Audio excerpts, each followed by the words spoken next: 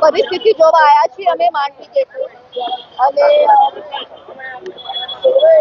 એ જ ડિસ્કશન ચાલે છે કે હવે કેવી રીતે આને સાચવી શકાય અને રિપેર કરી શકાય અને હેરિટેજ ટ્રસ્ટ આ બદલ કામ કરી રહ્યું છે અને અહીંયા અમે એક્સપર્ટ્સને પણ બોલાવ્યા છે અને એમનું શું કહેવાનું હશે એ શેર કરશે પછી એ અમે બીએમસી જોડે શેર કરશું અને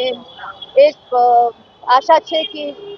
આનું રિપેર થશે અને વ્યવસ્થિત રિસ્પોન્સિબલી આનું રિપેર થશે અને બીજા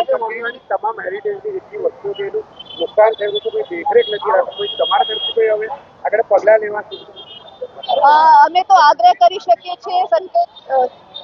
આપી શકીએ છીએ વીએમસી ને અને હેરિટેજ ટ્રસ્ટ બહુ એક્ટિવ છે આમાં અને હું મારો સહયોગ આપું છું હેરિટેજ ટ્રસ્ટને અને અમે વડોદરાના પ્રાઉડ નાગરિકોને તોરથી